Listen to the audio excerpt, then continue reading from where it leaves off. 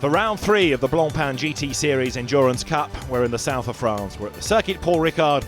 We're in very high temperatures and we're in for 6 hours of racing, as this annual precursor to the Spa 24 Hours has brought a 58-car strong grid. This weekend at Paul Ricard, one of the drivers to watch is going to be Will Stevens. He was a class winner at Le Mans. He was also a race winner in the Sprint Series at Zolder. He's making a name for himself now in GT cars. I've known Dries for a while now. We've done quite a lot together over the past few years. Obviously it was nice for me and him to get the Le Mans win together, and obviously the experience Marcel's got comes in very handy. So I think it's a great blend of youth and experience. So far the Sprint Series has gone pretty well. We're second in the championship at the moment, a few points off the lead. In the endurance side of things we've been a bit more unlucky with a few of the start incidents we've been involved in, but I've come here to win, and generally if the pace is strong, which we hope we will be, then you'll be there or thereabouts come the end. Oliver Jarvis was also a class winner at Le Mans a week ago, nearly the outright race winner. But now he's got to get LMP2 cars out of his brain and a GT3 chip back in. He's aboard Bentley number 7. Of course, it's always nice arriving on the track on the back of a victory, especially one in the Le Mans 24 Hours. So coming here full of confidence, but a completely different job this weekend. But so far so good, testing's gone well, and really happy that I was able to adapt to the car straight away. I think we've got the speed, we haven't quite had the luck, but I think if we can put everything right on track, we really have a great chance this weekend. Former DTM champion Bruno Spengler is a welcome addition to the BMW ranks this weekend, driving for Rover Racing. This M6, very different from his DTM car he was driving just a week ago. Blancpain GT Series is a great challenge for me. I've done a couple of those now, not a lot. I'm one of the least experienced in the Blancpain. There's a lot of good drivers, a lot of good teams. Everything is very close together all the time. Big fights on track. It's a learning process for me, but it's great fun to be part of the championship, and I'm really looking forward to the races I do here. Clement Mathieu had dramas here last year, but he's hoping for better fortunes this season in the Attempto Racing Lamborghini. Again, he's part of this very competitive Pro-Am class battle. We know in Paul Ricard and with the Blancpain 1000 km, it's a very long race, and there is so many things during the race. The target is to finish. I spent a very good time this year with the Lamborghini, because last year in Paul Ricard our car burned in the first hour. But yes, I am enjoying, and after the last 2 races I improve my performance with the car. If we can go in the top 5, of course it can be a little win. There are plenty of Mercedes on the grid as well, and from ACA ASP comes this car.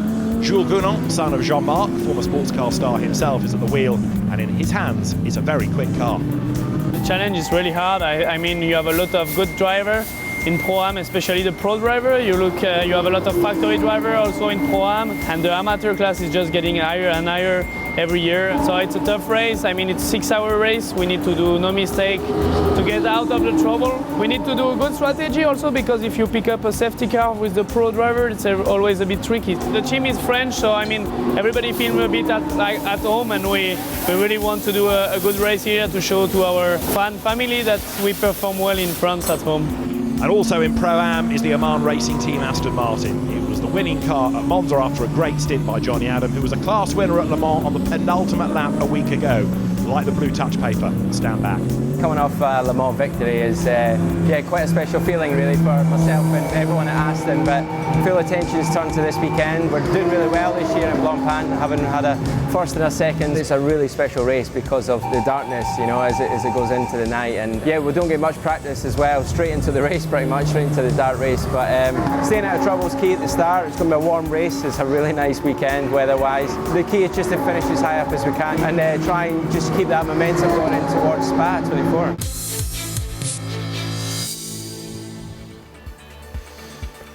So 6 hours of racing ahead of us for this 3rd Endurance Cup round of the season.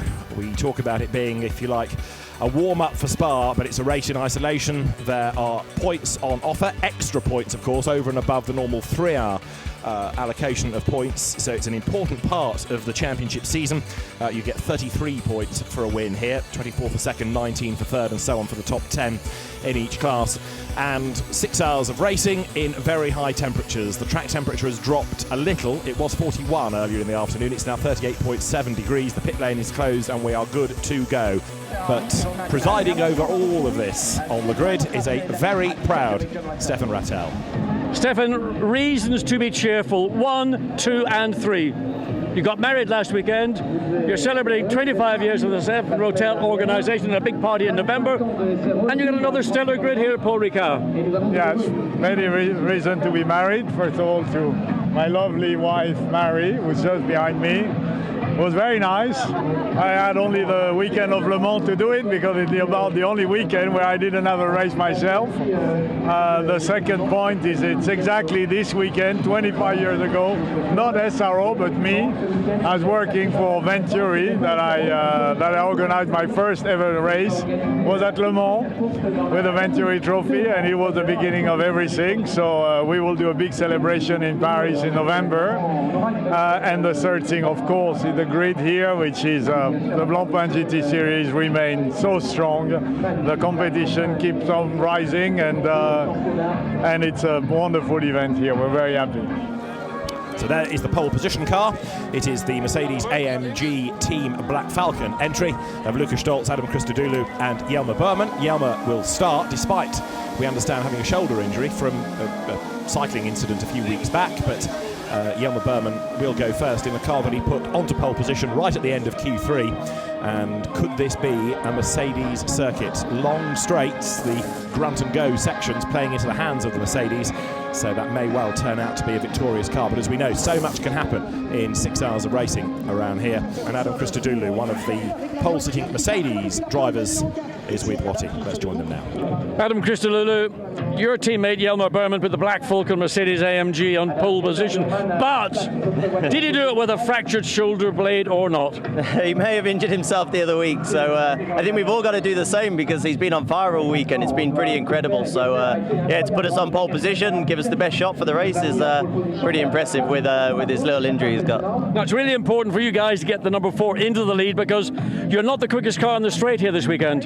Yeah, we struggle on the straight a bit, but hopefully you can get a gap and lead going into turn 1 and try and get enough of a gap so that we keep the cars behind by the end of the first lap and try and work on that pace that we've got at the moment.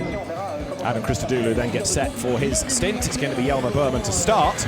Now let's have a look at the grid graphic with Jelmer Berman, Victor Scheitar on the front of the grid, passing La Forest yellow Ferrari, Stefan Ortelli on row 2. Maxi Buch lines up alongside Guy Smith on the 3rd row of the grid. And then you've got Giancarlo Fisichella's Ferrari and Vincent Abril for company. The next row is where you will find Felix Terrales and Nico Müller in the Audi. Nico Müller, one to watch. He did very, very impressive things this year in the Nürburgring 24 Hours. Marco Seefried comes next, and then Maxime Martin's BMW lining up alongside. Jake Dennis's Audi comes next on the grid. Andrea Rizzoli, the best of those in Pro-Am, lining up next, ahead of Anthony Liu, who moves from the Blancpain GT Series Asia, in which he won round 2. He's got Matteo Malucelli alongside him, ahead of the Dominic Baumann Mercedes. Ahmed Al-Hathi's Aston, the Oman Racing Team car, comes next, ahead of Christian Engelhardt and Alex Fontana.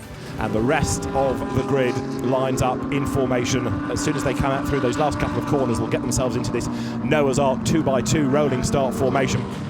Let's see how this all pans out as round 3 of the Blancpain GT Series Endurance Cup. The 6 hours of Paul Ricard is about to get underway. The lights go out. The race will get underway as soon as they cross the timing line. It is going to be this battle between Mercedes and Ferrari off the grid as the cars work their way now up towards the line. If the race director is happy, he will give the signal to go racing, which he does.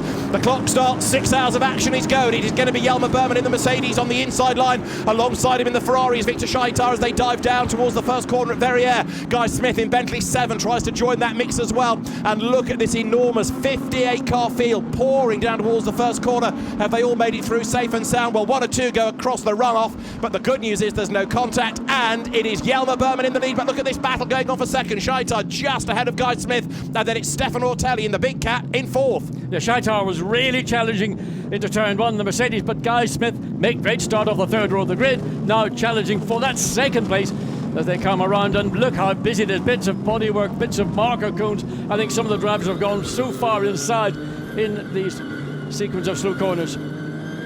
On board with 23 Nissan, Katsumasa Chiyo at the wheel of it as he threads his way up through Ricard onto the Mistral straight. And now the Nissan gets a run on number 5 Audi, then comes up alongside Dries Van Tor. And watch this Nissan go. It was by far, or the two Nissans were by far the quickest cars down the straight. 284 kilometers per hour, 177 miles an hour. Look, he picks them off one by one by one, picking up the slipstream as he goes down the straight. The issue I mentioned to Adam Christodoulou on the grid was about straight line speed. Nissan has got the hugest advantage in a straight line. Fantastic, and then he runs out of road. It's Senior, he's off the road. Others go with him as well, but Chiyo-san, having gained a whole heap of places, has just lost a fair few by running off the circuit. I think just simply there wasn't space in the middle of Scene Corner, and he was carrying that additional speed, not just of the straight line performance of the Nissan, but of course the aerodynamic draft. So he was probably doing up to 290 kilometers per hour, and then he made a mistake, ran wide, and has had to give up some of those positions. But the good news is, no damage, no physical car damage. Okay, the damage is he's lost a few places, but he can hopefully buy those back. As at the end of lap 1, here they come over the timing line. The Mercedes there gets run out wide. That's the Michael Meadows car, I suspect, as they come across the timing line. Now others run wide, but at the end of lap 1, it is Berman leading. Second, it is 72. Which is shown as being Miguel Molina, but we were told Victor Shaitar to start. Third is Guy Smith, fourth is Stefan Ortelli, fifth is Maxi Buch, Vincent Abril runs sixth, seventh is Viti Keller, eighth is Sarales, ninth it is Nico Müller, and 10th is Marco Seefried. And Jelmer Berman's advantage at the end of lap 1 over a second as he tries to get away now. Now here, Maxi Buch has got himself onto the tail of Vincent Abril. I thought just for a second we might have seen the Bentley getting into second place, but in fact they met side by side, and you can go the long way around. It puts you into prime position for Le Col. That's the left-hander onto the straight. The Audi was slightly compromised on that exit. Well, that was Nico Müller, and Felix Sarales, the Puerto Rican driver, almost lost the place, but now in a straight line, expect that Mercedes to go charging away. It's got the grump, hasn't it, in a straight line, so the Audi has to stay behind, but now getting a tow. Here comes Nico Müller. He goes to the outside, or the inside effectively now, as he progresses along the straight for the next corner, so he'll have the inside line for Sini. Does he gain the place? Yes, he does! Through goes Nico Müller, Audi ahead of Mercedes, and that gives him 8th place. I'm back on board now with Katsumasa Chiyo. Chiyo will be kicking himself for having wasted 3 laps. All the work he did on the opening lap. Now watch, just see the performance differential between the BMW with that V8 twin turbo against the V6 twin turbo, picking up the draft, and it's the back end of the straight where that performance difference is going to show up. BMW stage on the right of track makes the Nissan go the longer way around. He's going to catch and pass. Is he going to get past the Mercedes or not? Mercedes drifting back easily, gets past well before he has to commit to going into Scene Corner. So Alex Fontana loses a place in the Mercedes. Mikkel Jensen in the BMW, the former Formula 3 racer, he goes back 1 spot as well. So Chiyo, where did we have him? 32nd. At the start of this lap he was 27th. He's now 25th and still hustling on, still making progress in the RJN, Bob Neville's team run Nissan. Oh, contact coming in. Lathoris. He contact, 2 cars hit coming into Scene Corner. Pass on Lathoris was a snooker pole on the outside and got spun out. Now I need to see which car it was that made the contact. Right, John, look again, keep an eye, the yellow Ferrari, and it was the Audi. Jake Dennis. Yep. So it was Jake Dennis was lining up to make a pass on Lathoris, and it was one of those passes that, to me, both drivers bear responsibility. It'll probably be a 0-0 draw, and I would imagine that that's how the race stewards would say it. But of course, if you're on the inside, you need to be aware that the car that you're passing, that's on the outside, will want to make its cut. It has to turn at some point. So Lathoris is down to 34th place. So it was a costly off of that, biffed out of the way. So race order, 8 laps in, Mercedes leads, Jelmer Berman is at the wheel of it, 2nd Ferrari, Victor Scheitar, 3rd Bentley, Guy Smith, 4th Jaguar, as you see there, Marco Seefried having a real battle. He's trying to get past Frédéric Verviche. I'll come back to the order in a moment because this is elbows out stuff, and Marco Seefried is hanging on to what is a newly won 10th place. Verviche is going to be on the outside line. We've got a yellow flag in the 3rd sector as well. Verviche loses the place, but he's off the road, and now up alongside him tries to come Maxime Martin of the BMW on the inside. Is he going to be able to do it? Not quite. Frédéric Verviche, in this battle of Belgians, keeps fellow countryman Maxime Martin at bay, and that's the reason that we've got a yellow, because 51 is off the road. It's the AF Corsa Ferrari, and Ishikawa Motoaki, the Japanese driver, is at the wheel of it, and the Porsche as well is off the road. That was Jürgen Herring. And a tyre. And a tyre as well. So that, I think he's coming safety car towards the end of the lap. Yeah. Full course yellow. Let's see. Depends really how long it's going to take to clear the cars out of the way, doesn't it? So here, Malucelli is about to try and go for a place against Maxime Martin. There you can see bits of debris lying on the road at Signy. They'll want to clear those, I would have thought, with so much more of the race to go. Full course yellow is called. Full course yellow, and look, some respond far quicker than others. That was Marco Seefried almost getting into the back of Felix Morales. I tell you what, focusing that was for Marco Seefried, because all of a sudden he got caught out. Coming up in the scene, the Porsche on the inside, the Porsche further back in that contact, and I would think that if there's any judgment, it'll be the Porsche was a little bit aspirational. It wasn't sufficiently far alongside the Ferrari to believe that he could take the corner, and in the process the right rear tire of the Ferrari, literally it was cut down in a nanosecond. For the moment, Maxi Book's stuck in traffic as the race leaders work their way through Signy. Then for the 15th time, it is Jelmer Berman leading the way, 2 seconds clear of the Russian driver Viktor Shaitan. Somebody off in the background, look, having gone off at the chicane and into the barrier and back onto the runoff by the side of the road. That, I fear, might be the Reiter Lamborghini. We'll try and have a proper look in a moment, but I fear that's number 24 that has gone off the road, and that would be that would be Thomas Enger at the wheel for the first stint. Maxi Book is in. Yeah. Well, now this is the window for the teams, isn't it? Because now you can play the strategy. You've done over half an hour, so now your notional pit window is open. This is when you can try something different, and you never know how long this safety car or this full course yellow period could be. If there's barrier damage, for example, we'll keep an eye to it. But at very high speed, of course, Enger off the road there. Let's see in the background now what was going on. Did he go over the curb on the right-hand side of the track, got airborne? The back, there is a part of the short circuit, the test circuit, and looks like there was a curb. The car ran over the curb, the back got kicked up in the air. That put the car literally almost sideways on. So the good news is he's out of the car. Don't look back in anger. Thomas Enger out of the race, and it's a great shame. The Reiter Lamborghini we've not seen in the championship all season. It deprives Caitlin Wood and Heiko Halle-Sackengas a run. As into the pit lane now come second, third, fourth, in fact pretty much everybody except the leader. For the leader. So Black Falcon have decided to keep Berman out. Victor Scheitar staying out as well. So it's Smith, Ortelli, Abril, Fisichella, Muller. In they all come. Now, that could be very clever strategy on the part of Black Falcon and SMP, or it could be a big own goal. Look at the Bentley going way, way wide down the left-hand side, coming down into, and yes, good job, good pass. Guy Smith goes through. And now the Bentley makes the run up the inside, and Guy Smith goes 12th at the expense of Perez Compact. Yeah, I mean, that was a good, well-judged pass by Guy Smith. Quicker off the tight right-hand corner that leads into that sort of sequence of corners down to the Virage du Camp, or du Camp, I think it is. It's called Virage du Camp. There you can see the two Bentleys have both managed to get clear.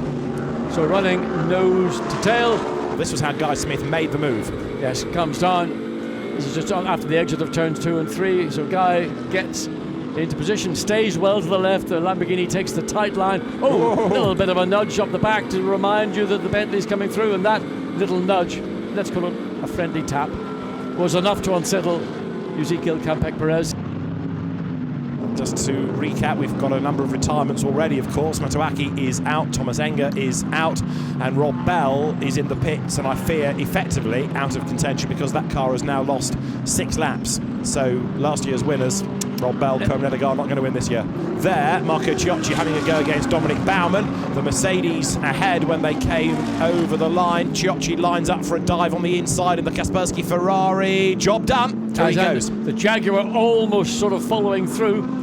So you've got to be careful when you lose a position that you don't lose 2, because the 14 Jaguar, Alberto Costa in it now, they'll take it. Any opportunity, any sort of momentary weakness.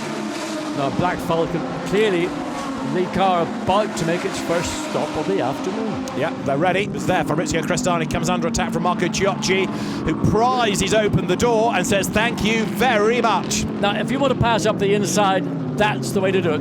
You put yourself into position to compromise the car, in this case the Lamborghini, in the outside. And while you may not be quite so quick off the corner, you've got control of the exit, and that then gives you control for the remaining part of the lap. There is the lead car into the pits. Okay, so what's he done? 27 laps on that stint. So it's a good effort in this temperature on those tyres. Yes, but bear in mind we've had safety cars and full course yellows, so probably he could have done another lap, maybe 2 more laps. So Maxi Book takes over the lead of the race. Marco Ciocci will go second, and the gap between them is 1.7 seconds. So now the fascination comes, can Ciocci catch Book? Guy Smith is hustling on, isn't he, because he's just got past Dominic Baumann. So there is the change for 4th place. The Bentley looking very, very strong, which is really good to see. It's been a frustrating start to the season for M Sport. And whereas our race leader, or our former race leader, 44th position. Now, at the end of the Mistral straight, Maxi Book's advantage about to disappear. Albert Costa round the outside, and the Emile Frey Racing Jaguar picks up the lead. Tremendous to see this after all the travails this team has had. And so Albert Costa goes through into the lead of the race and might be able to break away here, mightn't he? Because Maxi Book, I reckon, is running to a strategy, and so he's not interested at the moment in fighting. They just want to get through to the next stops. Well, Albert Costa's got real pace, and he just threw the car into the corner. You can see the back end stepping away. But what was interesting to me was 2 top professional drivers gave one another working room as they came into scene. It would be so easy to try and be greedy or try and be a bit selfish, but they gave one another room. Maxi Book conceded that the Jaguar right now, and we're only, what, an hour and 15 minutes or so just over that into this race, and a long, long way to run. Pro-Am we've been talking about, Andrea Rizzoli has got this amazing lead at the moment. That car running in 10th place overall, and Rizzoli has stayed behind the wheel of it. The second car is 22nd overall, and it is number 87, which is now Nico Bastian at the wheel. Slow Bentley in trouble. That's Guy Smith, isn't it, who has slowed down. So limping back towards the pit lane, but for why? Ollie Jarvis gets ready, but I don't think it's a driver change. They will go through. They'll go through a driver change, whatever the problem is. They will make the driver change in the event it is something that is a quick rectification, but that came unexpectedly, just on the edge of the scene. Good news is he's not had to limp the entire lap as far as we know. Oliver Jarvis not ready but getting ready, but of course either way you've got to make a 91-second stop, so the best you're going to do is 91 seconds. It could be a lot worse. And fortunately the Bentley garage is pretty far down the pit lane, so that gives Oliver Jarvis and maybe another 5 or 10 seconds, an unexpected late pit stop. And let's see, up it goes, and it does go onto the jacks, and it will be turned around into the garage. So now, just like last year, Bentley can see a race ebbing away. It was power steering, wasn't it, that did for 12 months ago, and there, having, we understand, been losing water, Giorgio Maggi parked by the side of the track. What's going on here? There's that oil. It looks like something might have gotten onto the tyres, because that was not a normal entrance, and it looks like there's issues with that Audi. The 17 goes through, but certainly, or is it? There it is going slowly. Is that? It's strange. It's a loose wheel, isn't it? Maybe it is. Look, it's a loose wheel. Yeah, rear wheel's number loose. 5. It's on an outlap, so that wheel's not been tightened up, has it? So it's Marcel Fassler at the wheel of it, and he's got to limp it back. Pre-race, of course, when the cars are being taken to the grid, they bring out the great big torque wrench, don't they, to make sure the wheels are tight. They don't do that. They haven't got time to do that during the race, and it's finger trouble that looks as though it's caused a loose wheel. And it's getting uglier and uglier. Down at the pit lane, we see drama, and on track, 23, which has just come back out after a pit stop, fighting now with the number 1 Audi. So that was briefly up into 3rd place. 23 is the one that's going to lose out here, isn't it? Now, that's gone the way of Alex Buncombe, and Alex trying to keep out of trouble, but at the same time keep Fabian Schiller behind him in the Mercedes. Well, he's coming onto the straight. He'll just floor it, and the Mercedes that's all over the back of the Nissan is going to disappear in the mirrors, and I think Alex Buncombe is going to make a little manoeuvre as he gets up. I mean, it's just literally like you light the afterburners, and it just roars into action. I mean, how easy is that, and how wonderful is it to be in that situation? He doesn't really need to move to the centre of the road, because the Audi's not going to be able to get within a country mile of him. So there is 88, and that is its 3rd pit stop, and there's another loose wheel. Now what's that come off? So you've picked a fine time to leave me loose wheel. It heads down the Mistral. What has it come off? It has come off potentially... Well, it's running slowly. We can see it on the left of picture. We can't quite make out what it is. It's a Mercedes, isn't it, that was in 31st place. And I fear that's number 89, Alex Fontana's car. Is that 89? It is. So it's the Daniele Perfetti Alex Fontana car grinding along the ground. We had a rear wheel part company from the 88 car this morning. Front, wasn't it? Oh, well, yes, Front it wasn't left. front, front, yes, front. Yeah. And 98, which is the third place car. It's Tom Blomqvist at the wheel of it. And he's Rear got a punctured tyre. Yeah. Well cool, John. It's a rear tyre that's gone. So the third placed car from Rover Racing. Tom Blom limps along the Mistral. He's got, what, about half a lap to go? Yes, and again, is that the consequence of having bits of carbon fibre that maybe didn't get cleared away during one of our safety car interventions or full course yellows, whatever, and that takes so little for one of those bits of carbon fibre to cut a tyre down, and again, nothing you can do. You can't even see it on the circuit. It blends into the colour of the track surface. It's impossible to pick it out. So that's one Rover Racing BMW that's taken a hit. And up into third place now then will go Gabriele Piana, making his Blancpain debut. Up into fourth will go Michele Rugolo. And they're all going past the BMW and flailing bits of rubber heading into senior. They're the two Jaguars that have got themselves together. And it is Laurens Frey ahead of the former Grand Prix racer Christian Klein. Not anymore, because they have gone, the place has traded. So Christian Klein has gone through. Dare I say, clean sweeps by, but he's up now into 9th place. And there's that confusion over the... Yeah, I think it needs to go in the box. Yeah, it's got to go in the garage, so they get the trolley jacks. Damage is done. So, knowing how tight this is, you can't afford to have a long pit stop like this. 98 is another one in this drama-packed race that is about to tumble down the order. Right, there is 14 being given a very, very hard time now, because this is Laurens Frey, who has got Miguel Molina's Ferrari right up alongside him and about to go through. Just up the road ahead of them, look, is the Fabian Schiller Mercedes. So this is Molina to try to gain a place. He is on the outside line down towards Verrières. Is he going to be able to get the job done? Yes, he is. Good move. Yeah, it was on the outside. He could brake a little bit later than the Jaguar. That's the penalty of taking that tight approach into a turn like turn one. You just cannot afford to brake late. If you want to brake late, then you're going to compromise yourself on the exit. And the leader gets a drive-through penalty for crossing the white line at pit entry. So the leading Ferrari, there it is about to be given a drive-through penalty. Crossing the white line at pit in. What were you saying earlier about you've got to tick all your boxes? Well, there's one that was unticked, and it's going to cost them. So there is Collado. Behind him, you've got Parry. Then Marchiello versus Laurens Frey. Raffaele Marchiello goes round the outside. Number 2 is Christopher Mies. 25 is Marcus Winkelhock. And there, up the inside of the Nissan, it is the BMW Alexander Sims at the wheel, hustling on, gaining a place. Everywhere you look, there's a battle. Pretty aggressive move from Alexander Sim, and I don't think Matt Perry really imagined that the BMW was going to take a lunge down the inside like that. So probably caught him unawares. Certainly caused him to run very, very wide on the exit of the Virage du Pont, the final corner onto pit straight. So maybe Matt Perry might think, I don't know, I've got to teach that young Alexander Sims a lesson. As there, through on the inside line goes now number 2 Audi, which is Christopher Mies. So Laurens Frey is falling down the order in this stint, isn't he?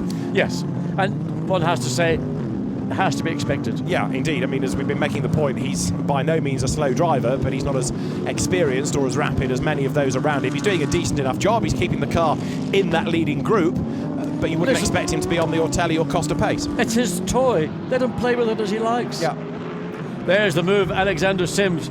I think he got slightly wrong-footed because maybe Matt Perry a little bit earlier on the brakes, and Alexander Sims really might not have had too many options, but that's a part of the racetrack in Virage du Pont, which normally you don't see people pass. Look at Matt Perry, has got to go all the way around, almost around the perimeter of the barrier, and losing.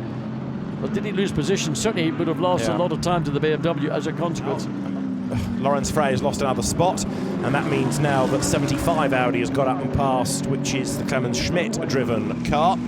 next over the timing line. Battle on for 5th, and Alex Buncombe versus Miguel Molina. Molina is already making progress. He got himself up past Antonio Garcia, and so there's another place to be gained here, possibly by Molina. So you've got the Iberian battle going his way. So the two Spaniards have switched around, but Garcia is staying with him. Another one that's being held up is Alex Buncombe, because he's got the Valkenhorst BMW just up the road ahead of him. Buncombe is coming under attack, and look, also at 85, Fabian Schiller in the Mercedes in the mix. As there, up the inside goes Molina. He's gone through on the inside, and here comes Garcia. Audi up the curb. He's gone through, but in a moment, in a straight line as they almost touch, can the Nissan use all of its grunt to go back ahead? Unusual for Alex Buncombe to get wrong-footed in a corner like that, but two cars get through, loses the momentum. Has Alexander Sims got a problem? That's looking a bit slow, isn't it, that BMW off? Or maybe my eyes are tricking me, but I didn't think that looked that rapid in a straight line. No, he's being caught. It is, He's yeah. being caught hand over fist. That's on an outlap, isn't it? Well, Sims handed over. Yeah. So it's Maxime Martin who's been put in the car, but there's something not right there. Doesn't look as if it's up to full speed. Trouble for Aurora Racing. As here is the Pro-Am lead battle. Now, Salayuluk, he's going to really earn his corn, isn't he? He's going to try and keep Martin Kodrich at bay, if at all possible. But is this where the Lamborghini makes a move? Yes, dives up the inside. Class lead gained. Through goes Kodrich. I thought he wasn't going to do it. Then all of a sudden, he just released the brakes, let the car roll in to the corner, and the Aston did the right thing. It didn't close the door, so he's given up the lead in the Pro-Am category. Now 23, Katsumasa Chio has got himself up past Junqueira, has he not? So for 5th place, the Nissan through. Now let's have a look at how Chio made that move. Again, it's the Mistral straight where the Nissan has been so strong. Breezes up onto the tail, gets a bit of a tow, pulls out, makes the move round the outside. Job done before seeing. And now Salayuluk has spun the car. He's facing the wrong way down at Sambon, and having lost the class lead, gets out of the way just, but I'm afraid to say he's drawn attention to himself for the wrong reason. Okay, everybody can have a spin, but it's just very disappointing that it's come straight on the back of the moments where he was getting in the way of the quicker cars. Now here, it's 76 Audi round the outside, and they touch, and that just biffs him into a rotation. Yeah, I mean, that shows his inexperience. And also the team, in my opinion, should be making it clear that there are quicker cars coming through. You don't race them. The cars you race are the cars that are in your category. That's 84. That's the 4th place car. So Franck Pereira has stopped, and it looks mechanical. It's on the pit lane. No, it's not. No, it's out the back of the circuit, isn't it? It's coming out of L'École, isn't it, at the start of the Mistral straight, because you've got the cut through to the rear right of the car, and it's brought the yellows out in that sector, but this could be a full course yellow to remove it, and 84 Mercedes is another casualty. And that is the 2nd place car, Pierre Guidi, off the road, and he's staggering back to the pit lane. Now that is problem.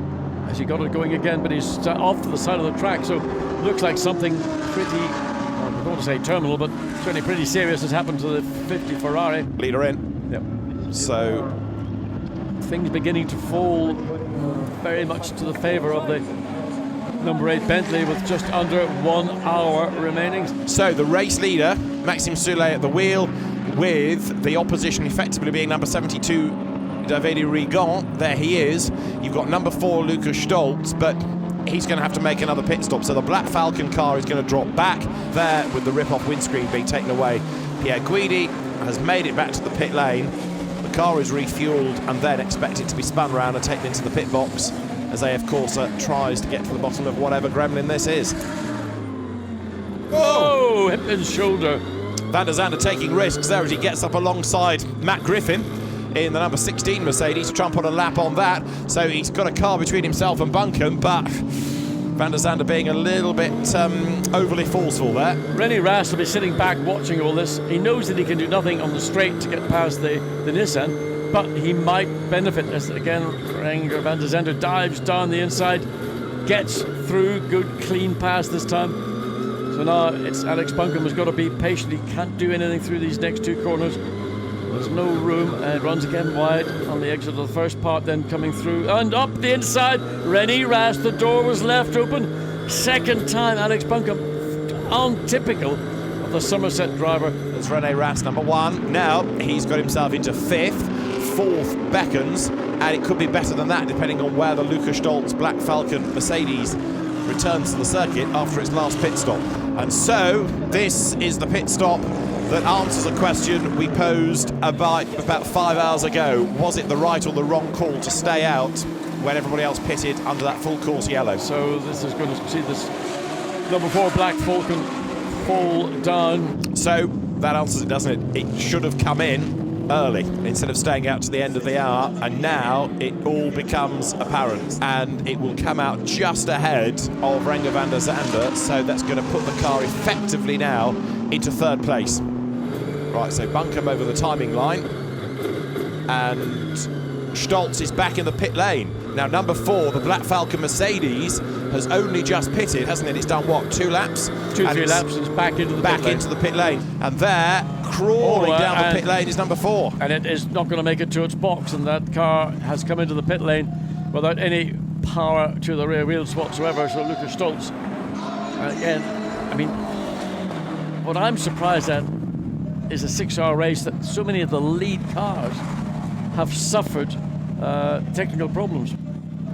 Out on track with 21 minutes to go. It is 8 that leads the way. Maxime Soulet ahead by over half a minute now from David Ricard, who in turn is, 49 seconds up the road from René Rast. So unless somebody has a problem, whisper it, it's almost settled for the top 3.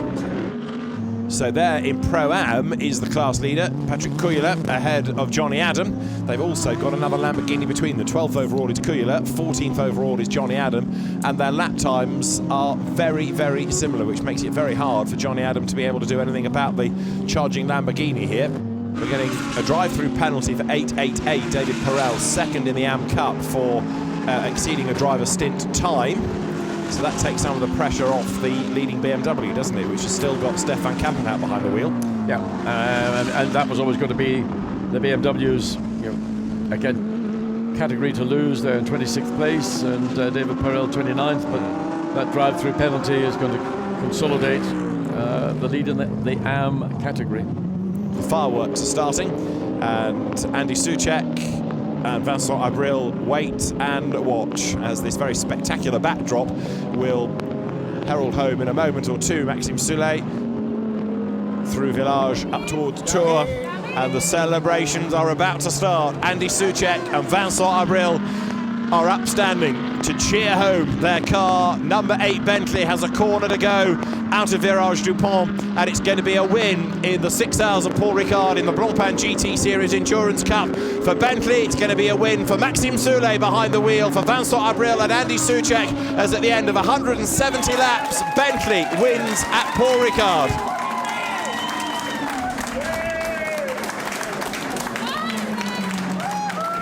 Delight in the garage, the release of all the tension as well. A great job done for Bentley. And it means that we've had now 2 Lamborghini outright victories and 1 for Bentley.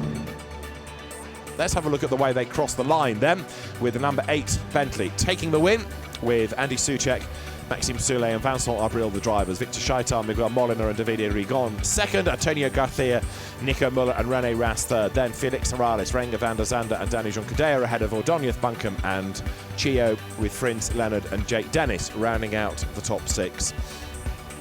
Pro-Am winners, 12th overall, Patrick Cuéllar, Adrian Amstutz and Martin Koldrich ahead of Johnny Adams, Saleh Yoluch and Ahmad Al-Harthi, with Jules Gounon along with his 2 co-drivers for 3rd in class, Jean-Luc Bobelic and Nico Bastian. But there, clambering out of the car, is James Hunt fan Maxime Soulet, who along with Andy Soucek and Vincent Abril now starts the celebration.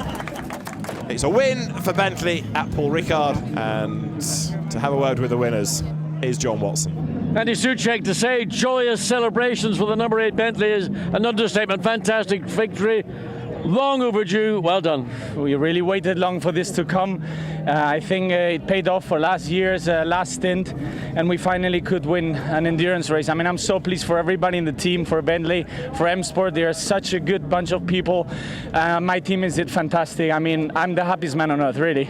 Well, I'll tell you what, the car looked It looked flawless all the way through. 7 had a few problems, but your car kept running, and it just, when you needed the pace, it was there. To be honest, the car was unbelievable the whole weekend long, and we didn't fight with it during the race. It was just planted. It felt really good, so we're just going to celebrate now. Vincent, come here. You're the emotional man on this team. We've seen it in the past. The tension on your face in the garage, I mean, you could almost cut it with a knife. Yeah, I mean, this championship is so tense and so competitive that you can't take it for granted, and we're very happy with what happened today. We worked hard for it, and we deserve it as a team. Like Andy said, we fought so hard, and Max did a fantastic end of the stint. We took a good start, had a clean race, and we had it coming for a long time. We just didn't have it happening, but now we're a Blancpain Endurance race winner. I mean, for me, it's my first podium ever in the endurance, so I can't be any happier right now. Thank you to my team, thank you to Bentley, thanks to Max and Andy. They drove fantastically, and we're happy. Okay, Maxime, tell us the last stint. You'd always got either the 50 Ferrari or the 72 Ferrari chasing you, but the gap always hovered around 30 seconds. You weren't really challenged. No, but they told me over the radio that the Mercedes could try not to put tires and try to be just in front of me. So I started pushing, and then they told me, no, he's behind. And then I just took it easy. But I'm so happy. I think we deserve this one, the whole team. Bentley, everything. Vince did a great job. Andy did a great job. So, yeah, really, really happy with it. So what does that do championship-wise? Andy Soucek, Maxime Soulet and Vincent Abril now have a 1-point advantage over Bortolotti, Caldarelli and Engelhardt, taking the endurance points in isolation here ahead of Davide Rigon, Victor Scheitar and Miguel Molina. Then it's Ericsson, Buch and Pereira, not scoring, of course, with their car retiring an hour or so away from the end of the race. Michele Rugolo, Alessandro Pierguidi and Passinathoros also with disappointment, but with good points on the board. Nico Müller, René Rast and Antonio Garcia now 6th ahead of Sorales, Junqueira, and then it's Mortara, Marciello and Meadows with Renger van der Zande 9th of the separate scorers. And of course, when you get to Spa, there are points as you work your way through the race, not just at the very end. So it's an important point scoring haul for the next round of the championship. If you take the points from endurance and sprint, the championship looks like this. Marco Bortolotti and Christian Engelhardt now 4 points up on Maxi Buch and Franck Pereira. Then there's Vincent Abril ahead of Andrea Caldarelli, with Stuart Leonard and Robin Frins clear of Jimmy Eriksson. Then it's Marcus Winkelhock, then it's Will Stevens and Maxime Soulet 1 point further back in 10th. He's along with Andy Soucek. They're 3 points up on Davide Rigon, with Victor Scheitar and Miguel Molina then all on 40 points. Stephen Kane comes next from Danny Junqueira and Felix Arias, with Michael Meadows, Raffaele Marciello ahead of Passinathoros, Alessandro Pierguidi and Michele Rugolo. The AM Cup winners are Henry Valkenhorst, David Schivitz and Stefan Kampenhout. As we confirm the results in Pro-Am for the podium, Bobelik, Bastien and Gounon behind Adam, Yoluk and Al-Hafi, with a win for Adrian Amstutz, Martin Kodrich and Patrick Kuila. In the end, 25 seconds ahead of Johnny Adam, who was getting there, chipping away, but in the end ran out of time as the winning team. And then the trophies go to the winning drivers. Very happy Martin Kodrich, Adrian Amstutz, who came out of the Lamborghini Super Trofeo, and Patrick Kuila, who got to GP3 before switching disciplines and going from single-seaters to GT cars. A Pro-Am win for Adrian Amstutz, Martin Kodrich and Patrick Kuila at Paul Ricard. The overall result confirms the win for Andy Soucek, Maxime Soulet and Vincent Abril, from Victor Scheitar, Miguel Molina and Davide Rigon, with Nico Müller, René Rast and Antonio Garcia taking 3rd place. But a great win here. Andy Soucek, Vincent Abril, Maxime Soulet, winners at Paul Ricard. The celebrations can begin, and it's Matthew Wilson that gets us soaking. It's no way to treat the boss, is it? But when you've got your whatnots off for 6 hours, who cares? No, I think this is first a very popular victory for Bentley. They've had a tough season. There's been a variety of damaged cars and things not coming together, and you can almost sense the release of tension within the team. They've got a victory, a significant victory in an endurance event, not just a sprint round. But a 6-hour race, and they'll go into Spa 24 with an increased level of confidence and belief that they can actually maybe nail the 24 hours of Spa as well. It's been another great race. Thanks for your company. From John Watson and David Addison from Paul Ricard. Bonne nuit.